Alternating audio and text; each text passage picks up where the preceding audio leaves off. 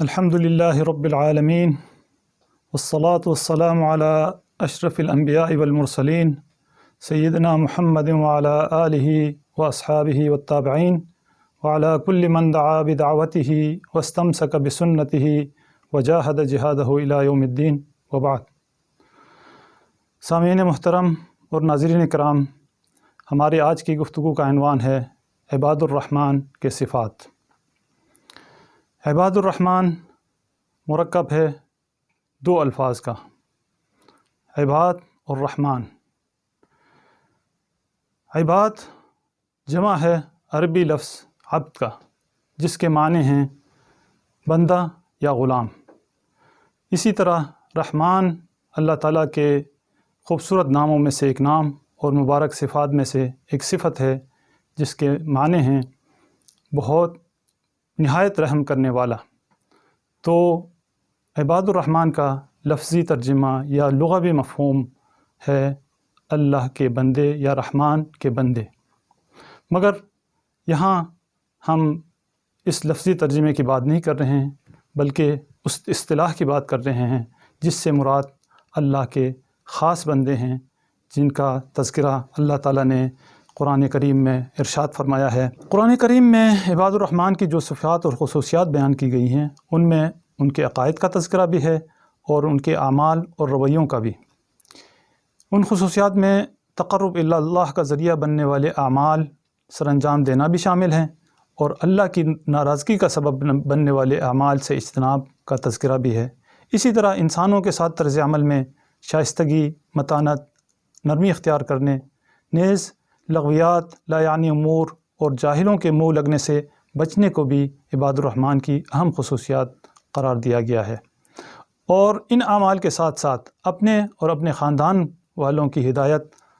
اور پرہیزگاری کے لیے مسلسل دعا کرتے رہنا بھی عباد الرحمن کی بنیادی خصوصیات میں شامل ہے۔ عباد الرحمن کی خصوصیات کی جو ترتیب سورہ الفرقان کی آیت میں رکھی گئی ہے،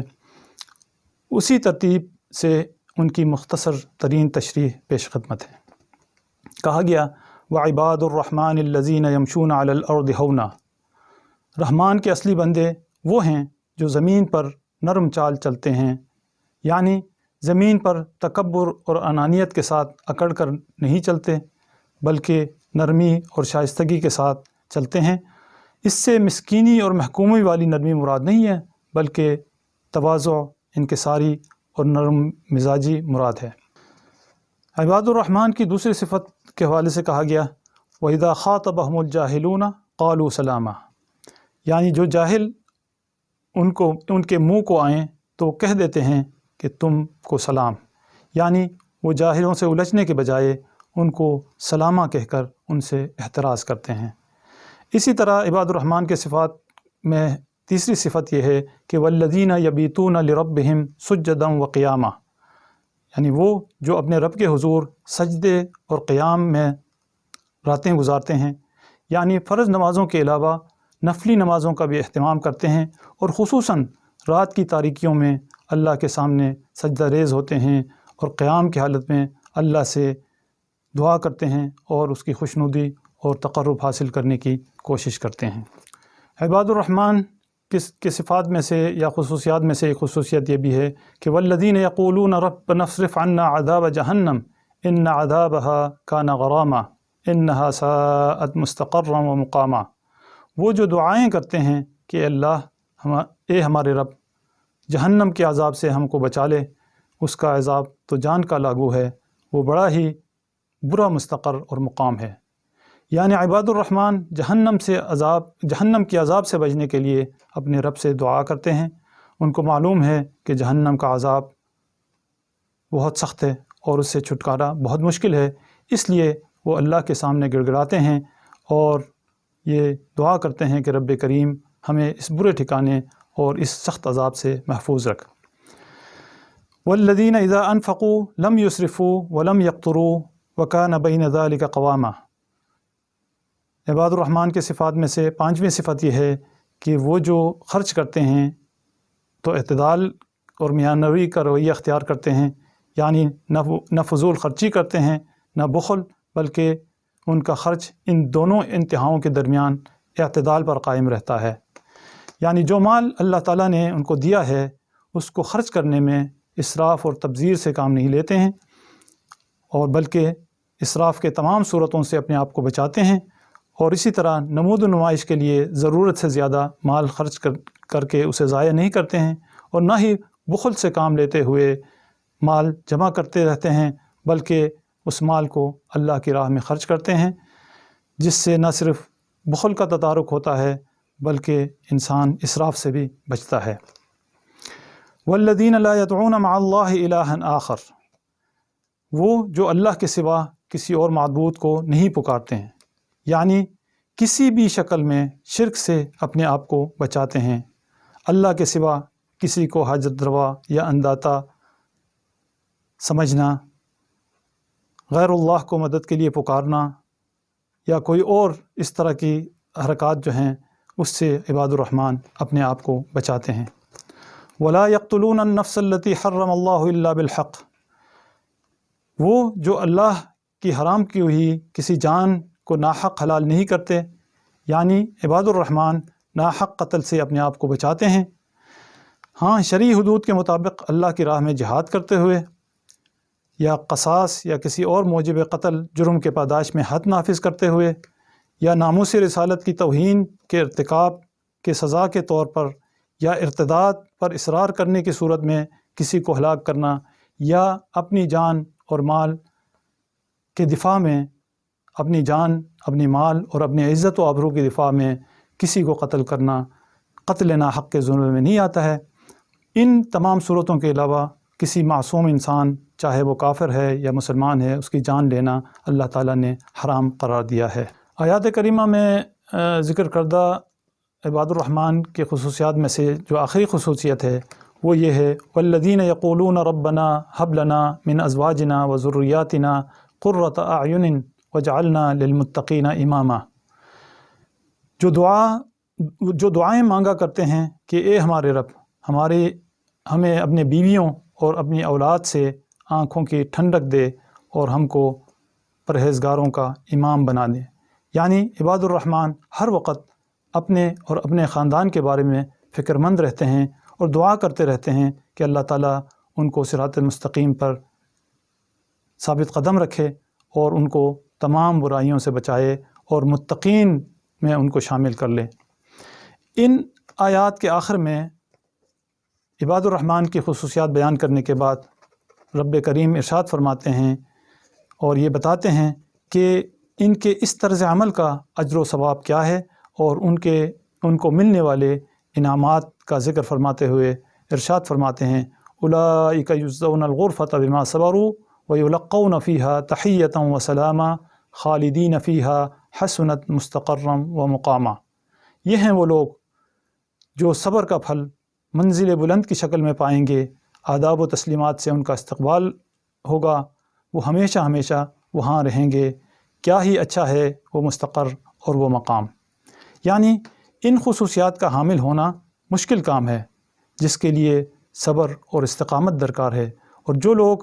اس میں کامیاب ہوتے ہیں وہ نہ صرف رحمان کے خاص بندے ہونے کا شرف حاصل کرتے ہیں بلکہ اللہ تعالیٰ کے انعامات اور اعلیٰ ترین ٹھکانے کا یعنی جنت کا حقدار بنتے ہیں۔ ولا یزنون، وہ جو زنا کے مرتکب نہیں ہوتے ہیں، یعنی عباد الرحمن بدکاری اور ہر قسم کی جنسی بے روی سے اپنے آپ کو دور رکھتے ہیں، کیونکہ اللہ تعالیٰ کا ارشاد ہے کہ ولا تقربوا الزنا انہ کان فاحشۃ وساء سبیلا، زنا کے قریب نہ پھٹکو، وہ بہت ہی برا فعل اور بڑا ہی برا راستہ ہے۔ تو عباد الرحمن زنا اور اس سے متعلق تمام حرکات سے اپنے آپ کو بچاتے ہیں اور اس سے دور رہتے ہیں۔ عباد الرحمن کے صفات میں سے 9ویں صفت والذین لا یشہدون الزور، وہ جھوٹ کے گواہ نہیں بنتے، یعنی رحمان کے بندے جھوٹ اور جھوٹ کی گواہی سے اپنے آپ کو بچاتے ہیں، کیونکہ جھوٹ جو ہے وہ اخلاقی برائیوں میں سے بدترین برائی ہے، جو بہت سارے جرائم کو بنیاد فراہم کرتا ہے۔ اگر انسان صرف جھوٹ سے اپنے آپ کو بچا لے تو وہ بہت ساری برائیوں اور گناہوں سے بچ سکتا ہے۔ وَإِذَا مَرُّوا بِاللَّغْوِ مَرُّوا كِرَامًا، عباد الرحمن کے صفات میں سے ایک صفت یہ بھی ہے کہ وہ کسی لغو چیز پر ان کا گزر ہو جائے تو شریف آدمیوں کی طرح گزر جاتے ہیں۔ یعنی عباد الرحمن اگر کسی نامناسب واقعے، کسی ناپسندیدہ رویے یا کسی فضول بات سے ان کا واسطہ پڑتا ہے تو وہ بڑے باوقار انداز میں شریفانہ طرز عمل کے ساتھ اور کریمانہ شان سے گزر جاتے ہیں، نہ وہ اس لغو میں ملوث ہوتے ہیں اور نہ بلا وجہ اس کو بڑا مسئلہ بنا کر فتنہ پیدا کرنے کی کوشش کرتے ہیں، بلکہ اس سے صرف نظر کرتے ہوئے آگے بڑھتے ہیں۔ والذین اذا ذکروا بآیات ربہم لم یخروا علیہا صما وعمیانا، جنہیں اگر ان کے رب کی آیات سنا کر نصیحت کی جاتی ہے تو وہ اس پر اندھے اور بہرے بن کر نہیں رہ جاتے، یعنی اللہ تعالیٰ کی آیات کے بارے میں لاپرواہی نہیں برتتے ہیں، بلکہ ان کو سنی انسنی یا نظر انداز کرنے کے بجائے ان آیات پر غور کرتے ہیں اور اس سے نصیحت اور رہنمائی حاصل کرنے کی کوشش کرتے ہیں۔ یہ تو عباد الرحمن کا لفظی ترجمہ اور لغوی مفہوم ہے، لیکن یہاں لغوی مفہوم کی بات نہیں ہو رہی ہے، بلکہ اس اصطلاح کی بات ہو رہی ہے جس سے وہ خاص بندے مراد ہیں جو آیات کریمہ میں اللہ تعالیٰ نے ان کا ذکر کیا ہے اور ان کے صفات کو بیان فرمایا ہے، کیونکہ الرحمن کے بندے تو تمام انسان ہیں، چاہے کوئی کافر ہے یا مسلمان، کوئی متقی ہے یا گنہگار، کوئی اچھا ہے یا برا، کوئی مرد ہے یا عورت، کوئی بچہ ہے یا بڑا ہے، سب کے سب اللہ کے بندے ہیں۔ غرض نوع انسانی کا ہر فرد رحمان کا بندہ ہے۔ سورہ مریم میں ارشاد ربانی ہے، ان کل من فی السماوات والارض الا آتی الرحمن عبدا، یعنی زمین و آسمان کے اندر جو بھی ہیں سب رحمان کے حضور بندوں کی حیثیت سے پیش ہونے والے ہیں۔ اس آیت میں تو زمین و آسمان کے تمام مخلوقات کو رحمان کا بندہ قرار دیا گیا ہے۔ اسی طرح قرآن کریم میں ملائکہ کے لیے بھی رحمان کا عبد کہا گیا ہے۔ ارشاد باری تعالیٰ ہے، وَجَعَلُوا الْمَلَائِكَةَ الَّذِينَ هُمْ عِبَادُ الرَّحْمَنِ إِنَاثًا، ان کفار نے فرشتوں کو جو خدائے رحمان کے خاص بندے ہیں عورتیں قرار دے لیا ہے۔ عباد الرحمن سے مراد وہ خاص بندے ہیں جن کو اللہ تعالیٰ نے اپنا اصلی بندہ قرار دیا ہے اور ان پر ناز کرتا ہے، اور مختلف احادیث کا مفہوم یہ ہے جس طرح اللہ تعالیٰ عرفہ کے دن حج کے مناسک صحیح طریقے سے ادا کرنے والوں اور عید الفطر کے دن رمضان المبارک کے روزے اچھے طریقے سے رکھنے اور قیام اللیل کرنے والوں پر اللہ تعالیٰ ناز کرتا ہے، اور فرشتوں کے سامنے اپنے بندوں کا تذکرہ فخر اور خوشی کے ساتھ کرتا ہے کہ دیکھو یہ ہیں میرے بندے جو میرے احکامات پر کما حقہ عمل کرتے ہیں۔ جن لوگوں کو اللہ اپنا بندہ قرار دیتا ہے یہ نہ صرف ان کے لیے ایک اعزاز کی بات ہے، بلکہ اللہ سبحانہ و تعالیٰ کی رضا اور اس کا تقرب حاصل کرنے کی علامت بھی ہے۔ اللہ تعالیٰ قرآن کریم میں اپنے پیارے رسول سیدنا محمد صلی اللہ علیہ وسلم اور دوسرے انبیاء کے بارے میں بھی عبدنا یا عبدہ کا لفظ اپنائیت اور پیار سے استعمال کیا ہے۔